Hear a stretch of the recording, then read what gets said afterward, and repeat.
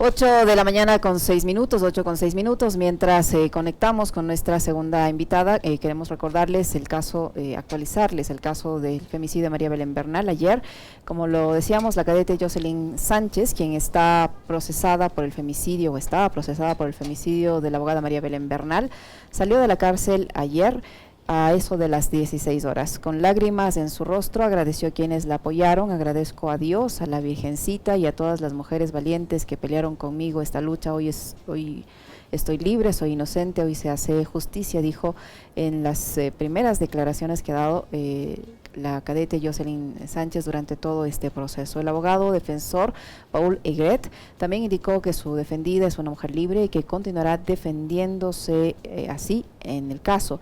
Así también retomará con su familia y evaluará si decide o no regresar a la Escuela Superior de Policía, donde estaba recibiendo la formación policial. Después del diálogo breve con los medios, ella se fue a su casa en un vehículo en compañía de su familia. La Fiscalía solicitó la revocatoria de la prisión preventiva y un juez de violencia contra la mujer la concedió. De esta forma, la estudiante de la Escuela Superior de Policía, lugar donde ocurrió el crimen de María Belén Bernal, ha obtenido su libertad y va a poder defenderse en lo que quede de este proceso de esa manera. Ella abandonó la cárcel de mujeres en el sur de Quito, donde estuvo recluida desde septiembre de 2022. La diligencia legal se desarrolló en la mañana de ayer y tras 2 horas la familia de la cadete recibió la noticia entre lágrimas y gritos de justicia al fin. Varios penalistas han señalado que la revocatoria de la prisión preventiva no implica que la cadete deje de estar procesada penalmente por el presunto delito de femicidio. Sin embargo, según el Código Orgánico Integral Penal, el fiscal tiene la atribución de solicitar la revocatoria cuando la investigación practicada ha permitido el desvanecimiento de los indicios que motivaron a solicitar inicialmente la prisión preventiva. Es decir, que ahora la cadete puede defenderse en libertad, como asegura su defensa debió haber sido desde el primer momento. Ya son las 8 de la mañana con 10 minutos, 8 con 10 minutos. Saludamos entonces ya con nuestra invitada, la abogada feminista Lisette Pardo, que se encuentra con nosotros también vía telemática. Abogada, buenos días, bienvenida. Le saludamos a Alexis Moncayo, quien le habla, Licenia Espinel. Gracias por acompañarnos en Punto Noticias, primera emisión. ¿Qué pasa ahora una vez que la cadete ha obtenido su libertad y va a poder seguir este proceso en lo que tiene que ver con el fraude procesal? ¿Cuál es el futuro jurídico que le espera a la cadete Jocelyn Sánchez? Buenos días, bienvenida. Licenia, muchísimas gracias por la invitación.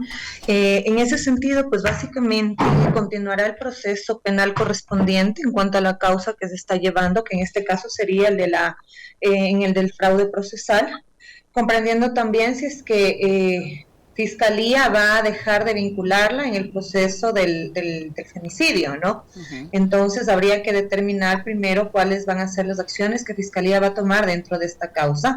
No obstante, el hecho de que esté libre no quiere decir que ha sido desvinculado de los procesos, sino más bien que ahora va a poder defenderse en libertad, que de hecho siempre lo mantuve y consideraba yo desde mi criterio que tener detenida a la única mujer, a una mujer, más allá de los juicios morales que se pudieron haber hecho en el medio, representaba más bien un espacio de lo que en doctrina penal feminista se llama justicia patriarcal. En ese sentido, esperar y determinar, ¿no?, cuáles son los elementos que tiene Fiscalía para haber tomado esta decisión, claramente están basándose y manifiestan al principio de objetividad. En ese sentido, más allá del teléfono, claramente deben haber otras evidencias, porque recordemos que en materia penal existe la acción y la omisión, ¿no? ¿Cómo está, doctora? Qué gusto saludarle, buenos días. A ver, hay algo que a mí me hace muchísimo ruido en el caso de la señorita Jocelyn Sánchez, y quiero preguntarle a usted, que es la que conoce, pues, ¿no?, es la especialista en derecho. Que un implicado en un proceso, un investigado, diga una cosa un día X y el día Y cambie totalmente su versión, ¿es algo que pasa así a la ligera, o a partir de ese cambio de versiones que ha tenido la señora Jocelyn Sánchez es que se puede seguir generando algún otro tipo de investigación más allá de que ha finalizado esta etapa de indagación. Le pregunto esto desde el absoluto desconocimiento, pero digo, si yo enfrento a la justicia y digo una cosa el lunes y hoy jueves cambio mi versión y mañana viernes vuelvo a cambiar mi versión, bueno, quiere decir que estoy mintiendo, pero estoy mintiendo a la autoridad. Entonces, y además sobre un caso tan delicado. ¿Qué ocurre en estos casos? Lamentablemente nada. Recordemos además que Jocelyn tuvo alrededor de tres o cuatro abogados, si mal no recuerdo. Así es. Cada uno de ellos claramente tendría su propia estrategia para poder hacer la defensa. Algunos de ellos realmente desconociendo todo en perspectiva, enfoque de género, que de hecho este caso debería llevar desde todas las aristas, ¿no? Lamentablemente, a mi criterio como especialista y experta en temas de género, falta muchísimo de ese tema en todo el mundo. El hecho de que Jocelyn haya cambiado en varias veces su versión no implica nada, porque las versiones son libres y voluntarias y no son bajo juramento. Entonces, al no ser una declaración bajo juramento, esta puede lamentablemente cambiar las veces que sean necesarias, y no ocurre solamente en este caso, ocurre en todos los procesos en la etapa investigativa. En este caso lo que concluyó ya es la instrucción fiscal, entonces en este momento se estaría pasando a la etapa de juicio propiamente dicho, y es en la etapa de juicio donde donde va a tener la obligación de actuarse bajo juramento, ¿no? Y en el caso de que en esta etapa sí se mintiera, ahí sí estaríamos hablando de un delito de perjurio. Doctora Pardo, usted señalaba que todavía falta conocer si la Fiscalía va a mantener a Jocelyn Sánchez dentro de este proceso por el femicidio. El hecho de que ella haya obtenido la libertad y pueda defenderse así no significa que esté fuera o que haya sido ya declarada totalmente inocente en todos los niveles del caso de femicidio, o solo a ella le van a involucrar en el caso de fraude procesal. Bueno, esas serían ya respuestas que tendría que dar la Fiscalía a los abogados que están dentro de la causa, pero a mi criterio claramente lo que pasó el día de ayer fue la revocatoria de la prisión preventiva, y esto representa, a excepción de que claramente Fiscalía haya actuado con objetividad y además la haya desvinculado del proceso de femicidio, ella básicamente ya no sería parte de la instrucción fiscal, de la etapa de juicio. Y claro, Fiscalía se emitirá un dictamen abstentivo a favor de ella, digámoslo así, mismo que la defensa de María Belén podrá impugnar en el caso de considerar que hay alguna acción o omisión en el medio dentro de esta causa para que sea revisado por Fiscalía Provincial, ¿no? Pero eso lo sabrán determinar en ese sentido. Ahora, el fraude procesal, comprendo que están involucrados varios miembros policiales, incluyéndola, y este es un proceso que hasta donde tengo conocimiento está todavía en la etapa investigativa, y eso sí va a tomar el tiempo porque no empezó o inició como una presunta flagrancia, sino que nació después del proceso mientras investigaba el presunto femicidio o el femicidio en concreto, ¿no?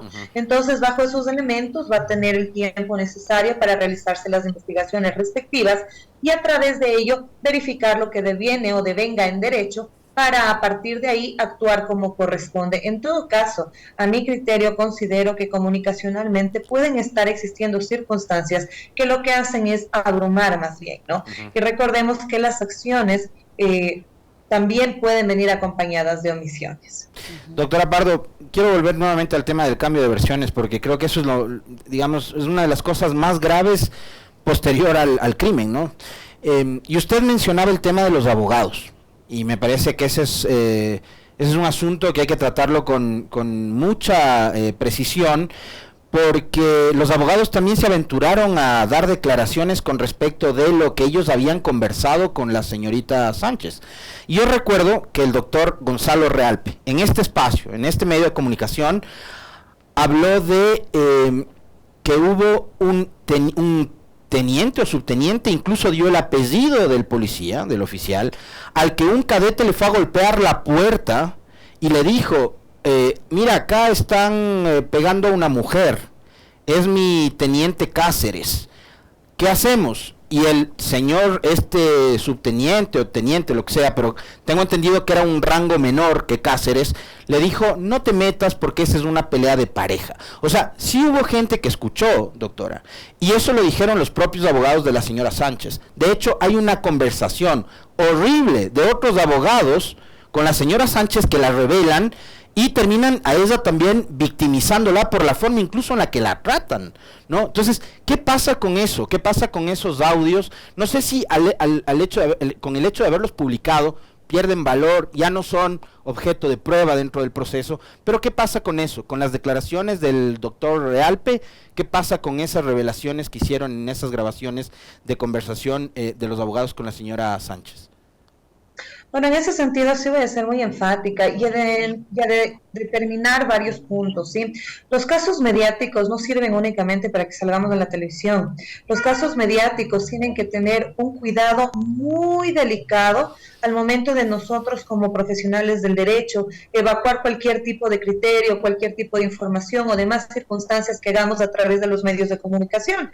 Es por eso que quienes manejamos este tipo de procesos incluso tenemos estrategas comunicacionales que son quienes nos direccionan en este sentido. Recordemos que a través de este proceso y a través de estos abogados incluso se victimizó a Germán Cáceres, se victimizó y se revictimizó a María Belén Bernal, se actuó de una manera totalmente degradante, inaceptable, en contra incluso de la misma procesada en ese momento, Jocelyn Sánchez, generando violencia simbólica que está establecida en la ley. Entonces, ¿qué estamos hablando en este sentido? En un proceso donde se están evacuando acciones a través de violencia de género, siguen a través de los medios por estos comentarios, revictimizando, victimizando, buscando subsanar los hechos que generó una persona que mató a una mujer en una escuela de policía, que dejó a una madre sin hija y a un hijo sin madre. Entonces, ¿qué es lo que hay que ver ahí? Que no hay estrategia, que aparte desconocen los elementos del derecho en ese sentido. Ahora dependerá de los jueces, ¿no? Pero claramente esa es una prueba que no va a poder tener la eficacia que debería. De pronto servirá para que los jueces determinen de pronto un grado de participación, quizá por el principio de congruencia, porque cuando fiscalía o la defensa no actúa de manera adecuada, por principio de congruencia, los jueces tienen la potestad o la posibilidad de subsanar cualquier hecho, no tanto de fondo, sino de forma, ¿no? Entonces, en ese sentido, en todo caso, estas versiones, estos nombres debieron ser considerados y creería que Fiscalía actuó con total objetividad y fueron llamadas a estas personas y actuaron y brindaron sus criterios y demás circunstancias, ¿no? Pero eso no quita tampoco que a través de todo este proceso se ha buscado perseguir también a activistas, a feministas y demás que han buscado de alguna manera acompañar y evitar que esto quede en la impunidad, y eso ha generado que varios criterios sean diversos, ¿no? Doctora Pardo, en las declaraciones del señor exteniente de policía Germán Cáceres confesando el crimen y deslindando de todo tipo de responsabilidad a otras personas que es contrario a lo que se escuchó en las versiones iniciales, le libera de toda responsabilidad también a Jocelyn S. en este proceso por fraude procesal. El decir que nadie le ayudó, que lo hizo todo solo, le libera también a ella de responsabilidad en un eventual caso de fraude procesal. A ver, la Fiscalía tiene la obligatoriedad de determinar los asuntos y ergo no se puede quedar única y exclusivamente con una declaración de una persona que está siendo procesada por un delito de femicidio, que además no puede autoinculparse según nuestra normativa y nuestra Constitución, ¿sí? No puede autoincriminarse. Entonces, ¿qué sería lo que debería hacer Fiscalía? Actuar con total objetividad, deslindar de responsabilidad, porque de sus investigaciones devenga que efectivamente nadie más tuvo culpa, o nadie más actuó, o nadie más no actuó. No porque una persona que lamentablemente ahora asume esta responsabilidad, vayamos a saber cuál es la finalidad de aquello, ¿no? Pero que una persona llegue, sí, yo la maté solo, yo la llevé, yo la enterré, entonces, entonces, ¿qué es lo que está pasando? Y ahí sí voy a compartir el criterio de su compañero. Si tenemos varias versiones donde estamos escuchando, donde yo escuché que jalaban, donde yo escuché que algo sonaba en las gradas, donde alguien dijo que le habían solicitado una soga, una linterna, una tijera, bla, bla, bla, bla, bla. ¿Realmente estamos ante un proceso donde una persona actuó realmente sola? ¿Hasta dónde han llegado las investigaciones de Fiscalía? ¿Cuál es el deber del ente punitivo estatal? Realmente, a mi criterio, las investigaciones deberían seguir. Yo sigo pensando que no pudo haber actuado solo, quizá no con gente de alto rango, porque viéndolo desde una objetividad, personas de alto rango dudaría mucho que se presten para estos eventos, no realmente porque no le sean indiferentes, sino porque no siempre ha habido este grado, ¿no? Esta jerarquía tan marcada que hasta vergüenza le hubiera dado por este temor mismo jerárquico haberlo pedido, pero eso no quita que pudieron haber subordinados involucrados, ¿no? Entonces quizá la perspectiva debería ampliarse un poco más y ahí debería dejar de contaminarse también el proceso entre tantos criterios, entre tantas acciones y cada uno realizar las actividades correspondientes en ese sentido, ¿no? Yo me iría un poco más allá, doctora Pardo, a propósito de algo con lo que le preguntaba a Licenia, no únicamente el tema de Jocelyn Sánchez, sino algo de lo que ha venido hablando Elizabeth Otavalo durante todo este tiempo que le ha tocado a ella luchar y pelear contra toda una estructura estatal que le ha bloqueado el acceso a información, que ha obstaculizado la investigación de este caso, y algo que lo mencionaba hace un par de días también en este espacio María Fernanda Restrepo, que tiene que ver con el espíritu de cuerpo. Cuando este caso ocurrió en septiembre, tanto el entonces ministro de Gobierno, o del Interior, perdón, del Interior, Patricio Carrillo, como el presidente Lasso, dijeron que acá iban a volar cabezas, o que iban a rodar cabezas. La única que rodó fue la del ministro Carrillo, y los generales siguen intactos, empezando por el señor Fausto Salinas, comandante general de policía. ¿A usted le deja algún, digamos, mal sabor de boca esta declaración de Cáceres en donde él, digamos, se echa toda la responsabilidad, obviamente el asesinato, él, ¿no? Pero después que nadie le ayudó a nada, estando en estado etílico, a ocultar el cuerpo, a movilizarlo, a cargarlo, a cavar un hueco para enterrar el cuerpo y demás, en completo estado etílico. Nadie le ayudó, hizo todo solo. Entonces, acá, ¿a usted le queda ese mal sabor de que aparentemente sí habría un espíritu de cuerpo? No es un mal sabor, es algo que se esperaba, creo que quienes hemos seguido el caso hemos visto y que sobre todo conocemos de la materia, es algo que se esperaba, ¿no?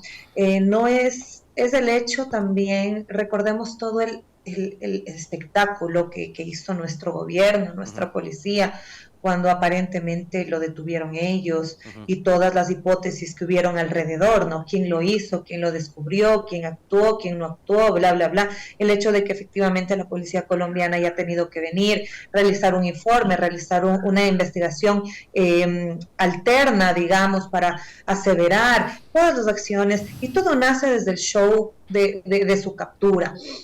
De que lo hemos logrado, ahora sí, lavémonos las manos, ahora sí, toda la gente que insultó a la policía, entonces agradézcanos, y este revanchismo, ¿no? Y esta actuación de atacar a la gente que les exigíamos justicia, y posterior a ello, entonces ahora sí van a escuchar lo que quieran escuchar, él le mató y lo hizo solo, y él lo hizo solo, entonces es algo que se esperaba y que se venía tramando, ¿no? Desde el momento del show. Eso no quiere decir que la Fiscalía no esté en obligación de investigar, eso no quiere decir que porque él dijo que lo hizo solo, así fue.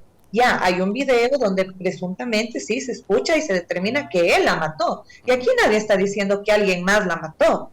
Aquí lo que se ha estado manifestando es quién le ayudó a sacar el cuerpo, quién le ayudó a enterrarla, quién le ayudó. Entonces, el hecho de que quién le ayudó a matar, nadie ha puesto en tela de duda. Creo que ese es un tema que todo el mundo lo tuvo claro desde el principio y fue él. Él lo hizo, pero ¿qué pasó en el medio? Él manifiesta en su versión que él guardó el cadáver en su cuarto un día, pero al día siguiente o 2 días después, básicamente dice que la mató con una llave, ¿no es cierto? Entonces, después de 2 días, cuando seguían las búsquedas, las denuncias, etcétera, también salía que había entrado un general a la habitación y que no había visto nada. Claro, porque de la versión de él ya se devenía que no había nada. Pero entonces, ¿cómo pasan todas estas circunstancias, no? ¿En dónde quedan las versiones de, sí, a mí me pidió una soga, etcétera? Y versiones que además se hicieron públicas por otro por una persona que manifiesta ser comunicador social, ¿no? Y que se iban haciendo públicas en Twitter y demás. Entonces, ¿dónde va quedando esta investigación? ¿Cómo nos vamos a quedar únicamente con esto? ¿En qué momento vamos a exigir realmente respuestas? Recordemos que los temas de femicidio o feminicidio deben ser tomados con un adecuado protocolo, y protocolo que no lo digo yo, lo dice la Corte Interamericana de Derechos Humanos desde el 2004 y lo dice Ecuador desde noviembre del 2021. Entonces, bajo estos elementos, ¿qué estoy diciendo? Que busco verdad, justicia y reparación. Entonces, ¿qué hemos visto? Una violencia simbólica a la señora Elizabeth Otavalo totalmente inaceptable y puedo decir repudiable, repugnante y vomitivo, incluyendo de los mismos agentes de gobierno, ¿sí? Que son quienes generan estos aspectos. Vimos la revictimización a María Belén, el ataque a María Belén, que si tenía problemas psicológicos, psiquiátricos, etcétera. Ninguna persona bajo ningún concepto y ninguna mujer bajo ningún elemento puede ser asesinada por ninguna condición. Y eso la gente no lo ha entendido. Después hemos visto un grupo de troll center que ha bendecido, ha pedido justicia para Germán Cáceres, que Dios lo bendiga, que pobrecito, pobrecito, ¿qué? Hemos tenido gente que ha estado diciendo, ay, sí, es que estaba borracho. Entonces, ¿qué? Todo borracho mata, golpea, asesina y está bien. Entonces la ley está equivocada, porque recordemos que en este tipo de delitos esto no es un atenuante. Tenemos después mujeres que atacan a otra por haber sido la amante, la novia, de lo que sea, porque el sistema no actuó como que respondía. Usaron a una mujer como carne de cañón porque no podían irse en contra de sus principios, no podían atacar a quienes se acercaron. ¿Por qué no le detuvieron al cadete que dijo que le había dado esta soga? ¿Por qué? Nunca nos hemos preguntado, ¿y saben por qué? Porque la perspectiva de género y el enfoque de género no se usa adecuadamente. Y eso sí es algo que causa molestia, porque este caso, en todas sus circunstancias, sería emblemático para el Ecuador en temas de femicidio y demostrar claramente. No obstante, tenemos juristas muy conocidos y reconocidos que dicen que no es femicidio, que es asesinato. Justo eso yo le iba a preguntar, doctora Pardo, justo eso yo le iba a preguntar en el sentido de que haya, con todo lo que usted ha mencionado, ese contexto en el que se desarrolla el caso, haya voces que dicen que no se va a poder justificar un femicidio o demostrar que es un femicidio, sino que es un crimen, un homicidio. ¿Qué tan fácil con este contexto que usted ha mencionado, con ese espíritu de cuerpo, con el manejo que hay de la justicia, con estos grupos que atacan a las víctimas, que las revictimizan, etcétera, etcétera, qué tan fácil va a ser demostrar este femicidio? Imposible no es, pero para poder demostrar un femicidio hay que tener la capacidad académica, doctrinaria y jurisprudencial para hacerlo. Y aquí todavía estamos en el año 2023 ya, y va a cumplir 10 años del femicidio tipificado en nuestro país, y todavía tenemos gente, juristas, asambleístas, etcétera, que dicen que el femicidio no existe. ¿Sí? Entonces tenemos gente que todavía dice, no, esto es un asesinato. ¿Por qué? Porque no entendemos lo que representa realmente estar en una relación de poder. Y estar en una relación de poder no significa que siempre estemos sometidas, ¿sí? No significa que todo el tiempo estemos golpeadas, pero el mismo hecho, del mismo criterio del sujeto, de haberla asesinado a través de una llave, ¿qué significa control? Buscaba controlarla, porque ella le decía que se calme y él buscaba controlarla. Eso es una relación de poder. Eso implican elementos totalmente sugestivos para un femicidio. El otro día escuchaba a un jurista que decía que el ser pareja no es agravante en el femicidio. Por favor, eso dice la norma. La norma me dice que es un agravante haber tenido una relación de poder, de intimidad, de pareja, etcétera. Y también haberla enterrado o botado en un lugar público. Y todavía me están diciendo que no hay femicidio. Por favor, si este caso se llega a reformular por asesinato, será única y exclusivamente para que no quede en la impunidad, y no porque no haya femicidio, sino porque no hay la capacidad de aceptar que la violencia de género existe, que los femicidios existen, que la norma es clara, y sobre todo porque no hay la academia adecuada para poder establecer estos lineamientos de femicidio. Dice la doctrina que el femicidio en el que murió María Belén se llama femicidio íntimo. Y no lo digo yo, lo dice la doctrina. pero la gente incluso considera que no existe la doctrina feminista, que no existe la doctrina penal feminista. Y ahí es donde seguimos la pugna, ¿no? Y seguimos siendo mal vistas quienes consideramos, estudiamos y nos capacitamos para eso. Eso, digamos, doctora, lo que hace es, de alguna forma, normalizar, digamos, un hecho que es real, que es cierto. Hace pocos días nada más las organizaciones feministas hacían públicas las últimas cifras de cómo cerramos el 2022 y resulta que el 2022 termina siendo justo el año en el que asesinan a María Belén, el año más violento para las mujeres, pero el año más violento además en la historia del Ecuador, pero sin duda las mujeres terminan siendo también de las principales víctimas en estos hechos de violencia. 332 femicidios ocurrieron en el 2022. Ahí, un llamado de atención, el Estado, doctora Pardo, ¿qué hizo para aclarar en el caso de María Belén, el Estado como tal, y qué está haciendo también el Estado para tratar de, a través de políticas públicas, evitar que sigamos lamentando muertes de mujeres, ya sea como en el caso de María Belén u otros casos? ¿Qué hace? Nada. No hace absolutamente nada. Recordemos algo que salió hace poco también, cuando hicieron la audiencia de Juliana Campoverde para verificar efectivamente si se habían estado cumpliendo las acciones reparatorias. La policía no ha cumplido, hasta el momento no ha capacitado en temas de contexto y perspectiva de género a sus servidores. La Fiscalía dice que ha dado, y lo digo así, dice que ha dado 37 cursos. ¿A quién habrá dado? Porque de todos los fiscales de género que hay en el país, muy pocos toman realmente este tema, otros toman las fiscalías de género como castigo, otros les preguntan a las víctimas o nos dicen a los abogados, para usted todo es violencia de género, porque lamentablemente todo sí es violencia de género. El Consejo de la Judicatura, ni siquiera los jueces que están a cargo de la justicia especializada en género son jueces especializados, y de pronto puede ser porque académicamente recién es un tema nuevo que se están dando en el Ecuador, maestrías en temas de género, etcétera, pero existe experiencia, experticia, etcétera. No obstante, pelean salarios iguales, igual la Defensoría Pública, muy pocos defensores públicos realmente tienen conocimientos en temas de género, entonces no existe de manera adecuada una aplicabilidad para poder asumir esta responsabilidad. Cuando usted les pregunta, ellos le dicen que sí, que están haciendo todo bien, pero cuando usted ve las cifras, realmente parece que están actuando todo bien. Tenemos una madre y una niña desaparecidas desde el 2 de enero, además funcionaria del Consejo de la Judicatura. No aparece el señor, no aparece la niña, no aparece la madre, y recién ayer, hacen un allanamiento. 18 de enero, hicieron un allanamiento. O sea, ¿cuánto? 16 días después. ¿Cuántos días tienen que pasar para que el Estado se dé cuenta? Según los protocolos internacionales, ni un día. Pero parece que a nuestro país todavía le sigue faltando. Se crea el Ministerio de la Mujer y Derechos Humanos, se rebaja el presupuesto a $6 millones, $6 millones, de 18 a 11 más o menos. Estamos haciendo bombos y platillos, que el registro único de violencia, estamos 19 de enero. ¿Realmente el registro único de violencia está funcionando?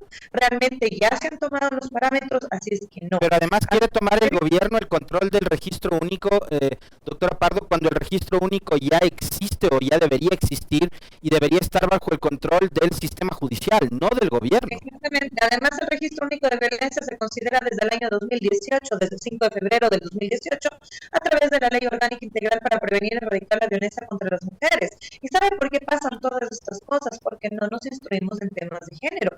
Es por eso que nosotros, con la AFE, Asociación de Abogadas Feministas del Ecuador, y realmente con mucha gratitud para la asambleísta Joana Morera y el asambleísta Alejandro Jaramillo, se logró presentar el proyecto de capacitación obligatoria en género, perspectiva, enfoque para los servidores públicos, porque no es posible que en el año 2023 estas cosas sigan pasando, y no es posible que nos sigan diciendo que no hay presupuesto, que no pasa nada y todos los días las mujeres mueren, todos los días las mujeres desaparecen, todos los días a las mujeres violan, asesinan, abusan y no hay un Estado que realmente responda? Entonces, claramente estamos indignadas, estamos molestas. ¿A quién más acudimos? ¿A dónde más tenemos que ir? La Corte Interamericana de Derechos Humanos ya le ha dicho al Ecuador que el Ecuador tiene que mejorar sus políticas públicas en cuanto a la defensa de mujeres y no lo hacen, porque lo único que les interesa a los servidores, funcionarios y hoy candidatos, muchos de ellos,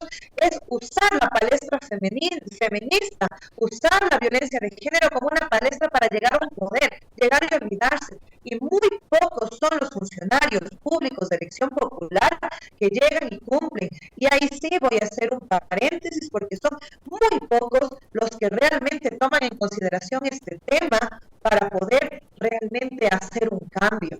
Entonces, cuando ustedes nos preguntan con quién contamos, las mujeres solamente nos tenemos a nosotras. Y entre nosotras gritamos, y entre nosotras buscamos, y entre nosotras acompañamos.